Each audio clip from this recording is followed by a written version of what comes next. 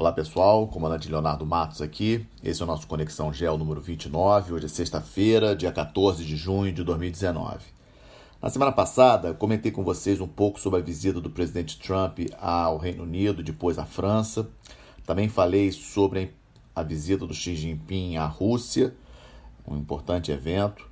E fechei com a visita do presidente Bolsonaro à Argentina, importante pela questão aí do apoio à Argentina para as eleições, apoio ao governo Macri em relação às eleições que ocorrerão lá em outubro.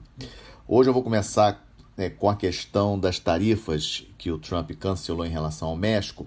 Antes da visita, da viagem dele para Reino Unido e França, vocês devem lembrar que eu comentei isso no último podcast, ele estabeleceu sanções, tarifas a toda a exportação vinda do México, todos os produtos vindo do México, para forçar o governo mexicano a tomar medidas mais, digamos assim, mais eficazes com relação ao fluxo migratório, principalmente o fluxo migratório vindo da América Central, que passa pelo México para chegar nos Estados Unidos. E o que acabou acontecendo é que, durante a visita do Trump ao Reino Unido e França na semana passada, essas negociações do governo mexicano com o governo americano foram ocorrendo em Washington, e no último final de semana, antes das tarifas entrarem em vigor, elas estavam previstas entrar em vigor nessa última segunda-feira, dia 10, o Trump ele revogou as tarifas, disse que tinha aceitado aí o resultado das negociações com o governo mexicano. Na minha avaliação, eu acho que ele fez um jogo bastante interessante, porque o comércio bilateral entre México e Estados Unidos é super importante, muitas empresas americanas envolvidas, vários deputados e senadores do próprio partido do Trump, Partido Republicano, reclamaram quando ele anunciou a questão das tarifas com o México. Então eu acho que o Trump fez isso por dois motivos. Primeiro, para chamar a atenção. Trump trabalha muito bem com essa questão de se manter na mídia, etc., e tempo de mídia. E também o outro aspecto, fortalecer, digamos assim, essa questão do problema, da grande ameaça que ele sempre fala dos migrantes na fronteira, porque nós não podemos esquecer que toda a ação de política externa dos Estados Unidos, principalmente daqui para frente, ela tem muita relação com as eleições que ocorrerão em novembro do ano que vem. As eleições presidenciais, o Trump vai tentar a reeleição. E, obviamente, os movimentos também em política externa, a gente tem que estar sempre desconfiando que pode ter algum objetivo relacionado com a questão interna, no caso específico, essa questão da reeleição. E, obviamente, para o público em geral dos Estados Unidos, a questão da imigração é uma questão mais próxima, uma questão mais fácil, digamos assim, de entender como uma possível ameaça, e o Trump vende esse discurso de que os migrantes que ultrapassam a fronteira são uma ameaça, etc. Então acaba sendo um discurso interessante, e obviamente ele anunciar aí uma vitória contra o México, tendo conseguido aí obrigar o México a tomar medidas, etc., tem, na minha opinião, muito mais relação com essa questão de mídia do Trump, de exposição positiva na mídia para o público americano, de uma maneira geral, do que uma coisa realmente que vai fazer efeito. Porque a gente não pode esquecer, fronteira enorme entre México e Estados Unidos, mais de 3 mil quilômetros. O México mal consegue tomar conta dos seus problemas internos em termos de violência, cartéis de droga, etc. A gente imaginar que ele vai conseguir conter os fluxos migratórios, eu acho que bastante difícil. Então essa questão é a primeira questão que trago para vocês. A segunda questão importante essa semana, os maiores protestos que ocorreram em Hong Kong desde da sua independência do Reino Unido, desde 97. Lembrando que Hong Kong permaneceu como um território ultramarino do Reino Unido 150 anos, desde o século XIX. Em 97, o Reino Unido Hong Kong passou a ser uma região especialmente administrada, uma região especial da China, um acordo entre Reino Unido e China para essa passagem de Hong Kong durante 50 anos. A China ela assume ela assumiu, né, em 97 a parte de relações exteriores e defesa, Forças Armadas de Hong Kong, enquanto que Hong Kong conseguiu manter uma relativa autonomia administrativa e total autonomia na parte de economia, cultura, liberdade de expressão em termos de jornais e revistas e coisas do tipo. O que acontece é que desde 97 o aumento da pressão chinesa ele foi lento, mas sendo constante. Há uma expectativa muito grande com relação a como ficará Hong Kong a partir de 2047, quando termina esse acordo, digamos assim. E o estopim dessa crise, né, que rompeu essa semana, com grandes protestos nas ruas de Hong Kong.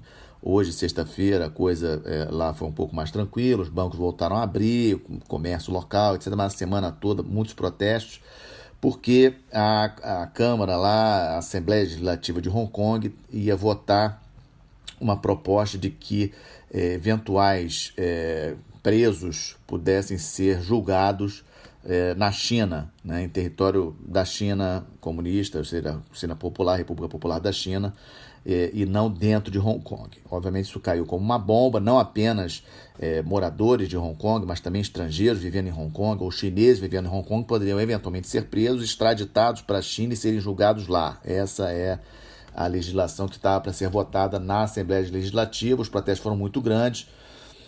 A Assembleia segurou essa votação, a gente não sabe ainda quando que ela vai voltar a ser colocada em pauta. É importante a gente lembrar que a Hong Kong, terceira maior metrópole econômica em termos assim, de comércio, de bancos, né, de instituições financeiras do mundo, atrás apenas de Nova York e Londres.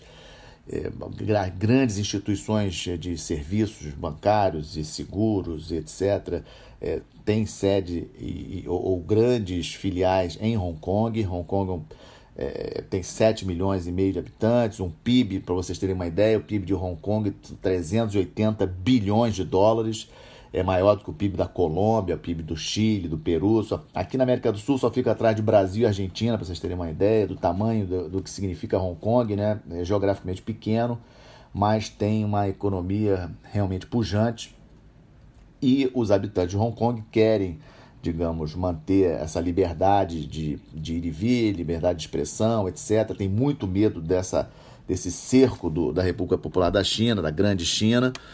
Da mesma forma como Hong Kong, Macau também, que foi colônia portuguesa, passou de Portugal para a China em 99, também é uma região especial, uma região administrativa especial.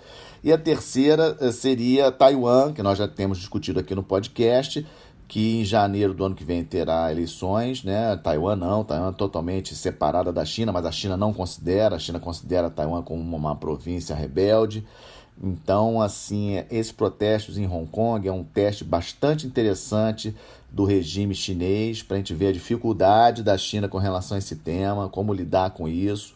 Mas eu acredito que a China vai usar aquele princípio de lentidão, como ela faz as coisas, progressivo, devagar, não vai ser radical, vai segurar agora essa legislação, né, o voto dessa legislação, e depois vai tentar colocar novamente. Ou seja, a China tem um tempo diferente da gente, né? Nós aqui no Ocidente somos muito imediatistas, os chineses pensam com bastante calma esses assuntos, né? Os prazos são todos um pouco mais distantes.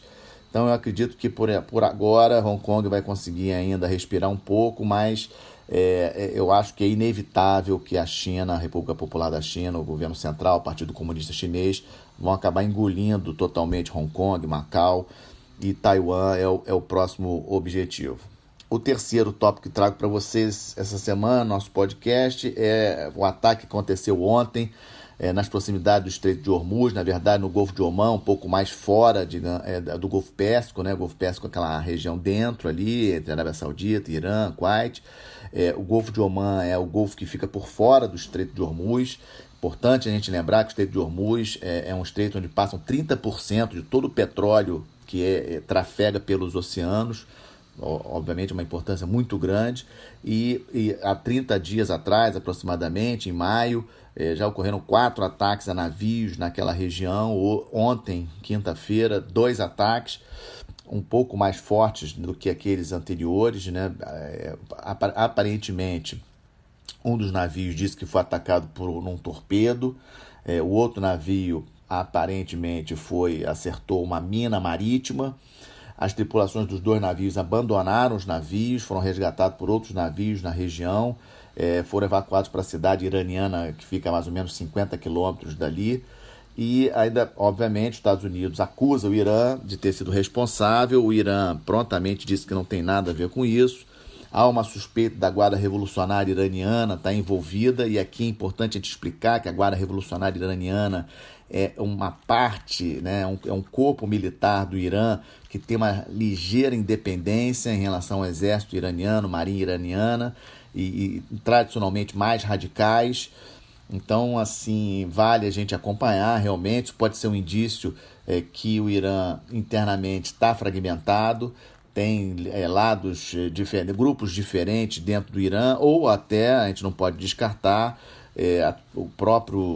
algum dos países do Ocidente, como o próprio Estados Unidos, o próprio Israel, talvez os seus serviços de inteligência interessados em aumentar, ou até a própria Arábia Saudita, que também tem interesse nessa questão, colocar ali de uma forma a provocar uma ação do governo dos Estados Unidos mais forte em relação ao Irã.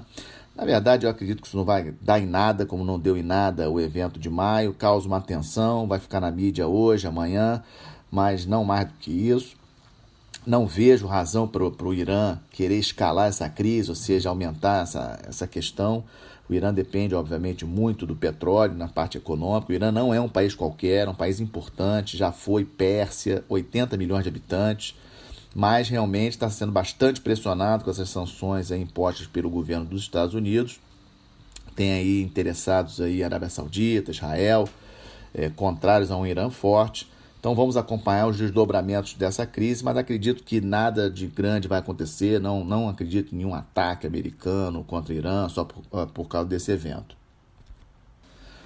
Como eu tenho sempre trazido alguma notícia mais militar, essa semana o grupo-tarefa do Gorshkov, que é a fragata mais moderna da Rússia, atracou num porto do Equador. Isso aconteceu na terça-feira. Ontem, quinta-feira, esse grupo-tarefa, 3 navios, suspenderam do Equador, composto pela fragata Gorshkov, um navio de apoio logístico e um rebocador de alto mar. Esses 3 navios eles suspenderam da Rússia no final de fevereiro, passaram pelo Mediterrâneo, Mar Vermelho, fizeram escala no Sri Lanka, fizeram escala antes no Djibouti, e o Gorshkov participou da parada naval dos 70 anos da Marinha da China no final de abril, e agora atracou essa semana, ficou rapidamente, uma parada logística apenas no Equador. Eu avalio que esse grupo-tarefa deva estar cruzando o Canal do Panamá nos próximos dias, entrando no Caribe e provavelmente indo para a Venezuela ou Cuba. Na verdade, acho que vai nos 2, o grupo-tarefa deve atracar nos 2 países, e a mídia internacional, de uma maneira geral, ainda não atentou para esse evento, mas assim que os navios cruzarem o Canal do Panamá, ou pelo menos quando eles atracarem na Venezuela ou em Cuba, certamente a mídia internacional vai alvoroçar um pouco, vai causar aquela expectativa de que tem alguma relação de apoio da Rússia com Maduro, etc., quando na verdade a Rússia apenas está mostrando o seu novo navio, vai ser o navio, digamos assim, o navio escolta, o navio principal em termos assim do dia a dia da Marinha Russa. É uma fragata de 4.500 toneladas, um navio bastante moderno. Então, nenhuma relação com apoio a Maduro, enviando forças para apoiar Maduro contra eventuais invasões americanas, nada disso. Mas vamos acompanhar, vai ser um fato que eu avalio que vai sair na mídia essa semana, no máximo no próximo final de semana. Para essa semana que estamos entrando, então, estamos acompanhando ainda a crise na Líbia, né? Lembrando dessa crise que está ocorrendo, essa guerra civil que está ocorrendo na Líbia. O Sudão também preocupa, ali na África, o governo militar tomou o poder, mas muitos protestos no Sudão têm ocorrido. Também estamos acompanhando o resultado da reunião da Organização de Cooperação de Xangai, que começou ontem, termina hoje, no Quirguistão. É um evento importante que envolve Rússia, envolve China, envolve Índia, Paquistão, ou seja, países da Ásia Central. Esse evento deve acabar amanhã. Aí no próximo podcast eu trarei mais notícias. E lembrando a todos que no final agora do mês de junho nós teremos a reunião do G20 no Japão, com muitas expectativas, possíveis encontros do Trump com o Putin, possíveis encontros do Trump com Xi Jinping. Esse evento acontecerá no Japão, agora no final de junho. Eu avalio isso como sendo aí o grande, digamos assim, há uma grande expectativa, sempre, essa reunião do G20 é sempre uma grande expectativa e vamos acompanhar os desdobramentos. Bom, esse foi o nosso podcast número 29, nossa Conexão Geo número 29. Agradeço a atenção de todos. Todos os podcasts estão disponíveis na página do YouTube e também no Spotify. Obrigado.